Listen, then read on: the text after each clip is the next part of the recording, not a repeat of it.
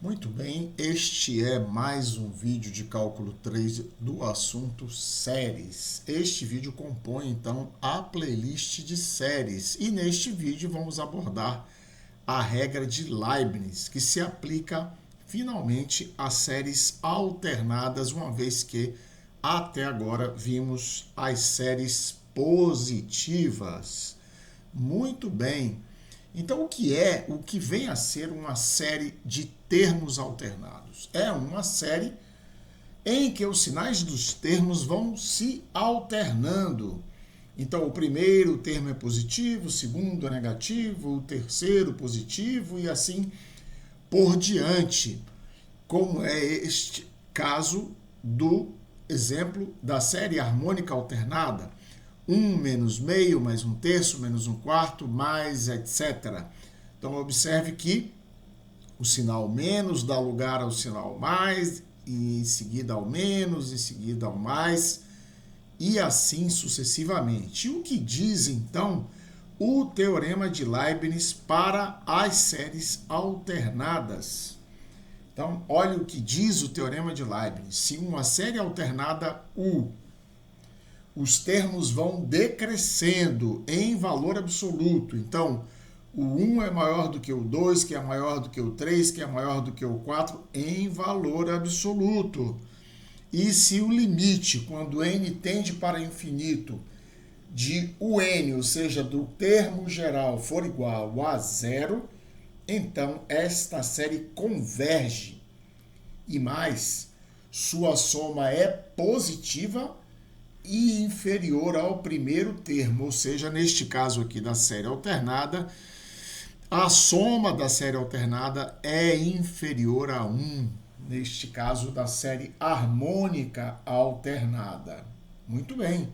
Então, vamos ver a demonstração disso. Para demonstrar, é claro, quero demonstrar que o teorema de Leibniz é verdadeiro, então eu tenho que admitir que uma certa série satisfaz a essas condições do teorema de Leibniz, ou seja, é uma série de termos alternados, o primeiro termo é positivo, é monotonicamente decrescente. O que significa isto? Que a série sempre, o valor absoluto dos termos sempre decresce, não existe flutuações, ou seja, em um dado momento cresce um pouquinho, depois volta a decrescer. Não. Sempre decresce, como se disse ali no enunciado do teorema, ou seja, o 1 maior do que o 2, maior do que o 3, maior do que o 4, etc. Isto é uma série monotonicamente decrescente. E, por último, que o limite do termo geral é igual a zero, quando n, o número de termos, tende para o infinito. Bom, para provar que este limite é verdadeiro, que uma vez satisfeitas essas condições, a série converge, vamos precisar analisar duas situações. Número de termos par e número de termos ímpar. Vamos começar com a condição de número de termos par. E vamos pegar aquela série que era o 1 menos o 2, mais o 3, menos o 4, mais o 5, etc. E vamos reescrever nesta forma aqui. Ou seja, entre parênteses o 1 menos o 2, mais, abre parênteses, o 3 menos o 4, mais até o último parênteses, que seria o n menos 1 menos o n. Observe que se em valores absolutos esta série é decrescente, isto significa que cada um destes parênteses é positivo. Então, eu estou somando este parênteses com este parênteses, que é positivo, mais o último parênteses, que é também positivo. Então, isso significa que quando eu passo de Sn para n par para Sn mais 2 n par, então esta soma parcial cresce, o que significa que a soma parcial da série, à medida que n vai crescendo através de números pares, esta soma parcial vai também crescendo. Muito bem, então agora vamos reescrever de uma outra forma. Sn igual a o 1 menos, abre parênteses, o 2 menos o 3 menos o 4 menos o 5 menos o n menos 2 menos o n e, por último, ainda por cima, menos o n. Muito bem. Então, através dessa reescrita, eu percebo claramente que esta soma, além de ser crescente, ela é inferior ao primeiro termo, o 1, o que significa que ela cresce, mas não pode passar de 1, logo significa que ela possui um limite. Porque lá no cálculo 1 a gente vê que toda soma crescente e que é limitada possui um limite. E é este o caso. Eu estou limitando em U e de U1 não consigo passar. Então, isso significa que esta série possui limite, ou seja, o limite quando n tende para infinito de Sn para n par existe e é igual a S. Muito bem, mas para provar que o teorema é verdadeiro, eu preciso fazer a mesma coisa para n ímpar. Muito bem, então vamos partir para considerar n ímpar, vamos tomar Sn mais 1 a partir de Sn, considerando n par. Muito bem, então Sn mais 1 é igual a Sn mais o n mais 1, que é o termo que estava faltando. Muito bem, consequentemente, então, o limite quando n tende para infinito de Sn mais 1 é o limite quando n tende para infinito de Sn, que já calculamos para n par, e vimos que converge para a soma S, mais o limite quando n tende para infinito de un mais 1. Ora, uma das condições do teorema de Leibniz era exatamente esta. Ou seja, qual era a condição, professor? Era que o limite do termo geral para n tendendo para infinito tinha que ser igual a zero. Então, este limite, quando n tende para infinito de Sn mais 1, é igual ao limite de Sn, que é igual a S, mais o limite, quando n tende para infinito, de un mais 1, que é zero. Portanto, este limite para n ímpar também dá S. E por isso, de fato, o teorema é verdadeiro, como quisemos demonstrar. Muito bem, vamos ver aqui uns exemplos. Como vimos no início, a convergência da série harmônica alternada.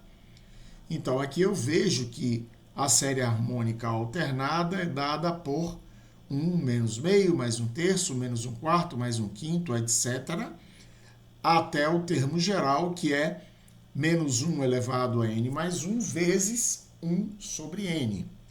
Muito bem, vamos ver que esta série converge porque satisfaz as condições do teorema de Leibniz.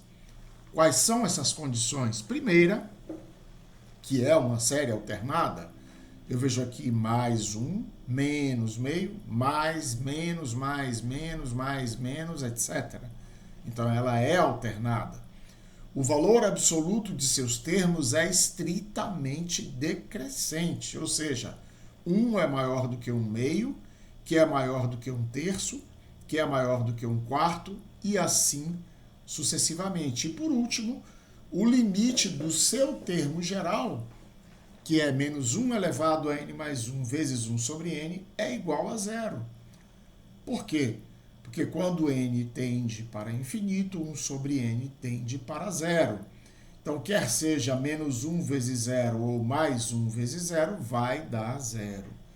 Portanto, a série harmônica alternada converge. Ela é uma série convergente. Vejamos agora este segundo exemplo. Estudar a convergência da série 1 menos 1 sobre 2 fatorial, mais 1 sobre 3 fatorial, menos 1 sobre 4 fatorial, até o termo geral, que é menos 1 elevado a n mais 1 vezes 1 sobre n fatorial. Muito bem. Então, esta série também é uma série convergente em virtude do teorema de Leibniz. Como assim, professor? Basta observar se ela satisfaz as condições do teorema de Leibniz, ou seja, é uma série de termos alternados, vejamos aqui, mais, menos, etc. Então, é uma série de termos alternados. Segundo, o valor absoluto dos membros dos termos desta série é decrescente, ou seja, 1 é maior do que 1 sobre 2 fatorial, que é maior do que 1 sobre 3 fatorial, que é 1/6, que é maior do que 1 sobre 4 fatorial, que é 1 sobre 24, e assim sucessivamente. E por último, o limite do seu termo geral, quando n tende para infinito, é igual a zero igualmente. Então, este segundo exemplo também é de uma série convergente. Vejamos agora um terceiro exemplo.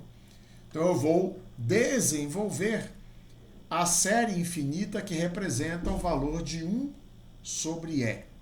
Como é que eu faço isso? Primeiro, eu desenvolvo a série de e elevado a x e depois faço x igual a menos 1.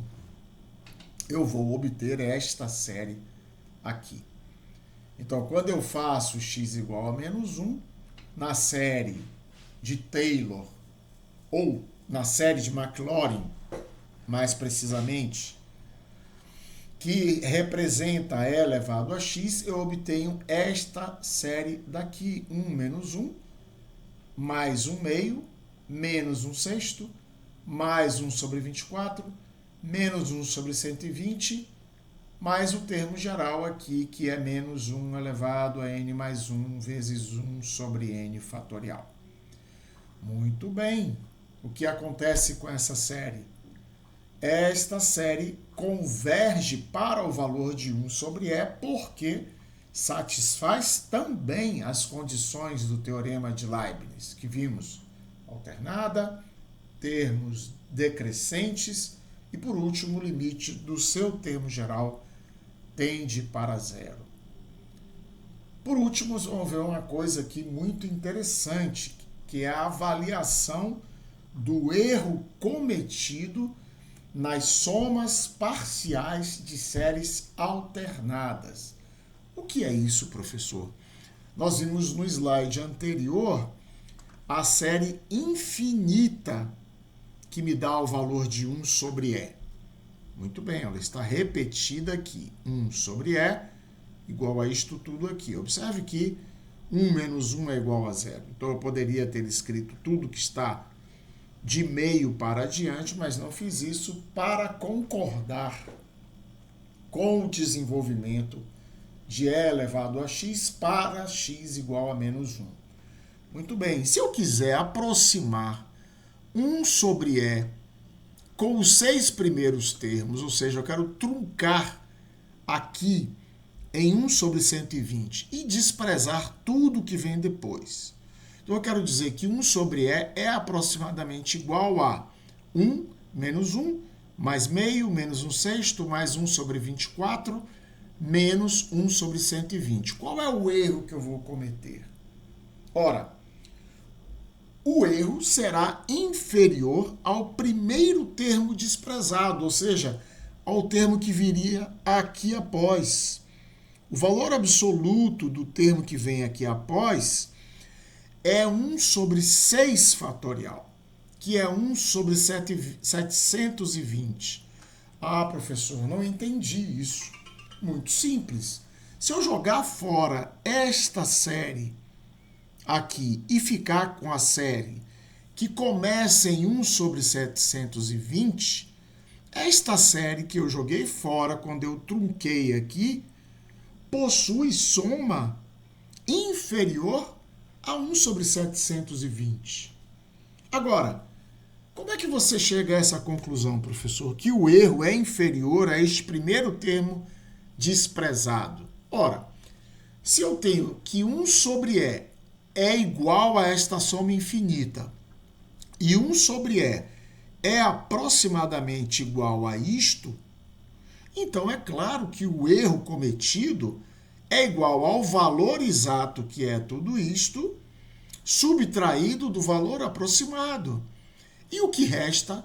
Resta o que vem depois de 1 sobre 120, que é aquela série que eu falei, que é 1 sobre 6 fatorial, menos 1 sobre 7 fatorial, mais etc. Muito bem, o primeiro termo desta série é 1 sobre 720. Então, o que vimos no Teorema de Leibniz? Que a soma da série é positiva e a sua soma é inferior ao primeiro termo. Então, o erro cometido ao aproximar 1 sobre E com 6 termos é inferior, ou seja, não é superior, não é maior do que 1 sobre 720. Então, esta é uma forma muito prática de avaliar o erro cometido ao truncar as séries alternadas. Observe que isso não pode ser feito para séries de termos positivos, mas apenas para séries alternadas. Existem algumas séries que serão alternadas. Muito bem, era isto que tínhamos para apresentar agora. Nos vemos então no próximo vídeo desta playlist dedicada ao estudo de séries. Até lá!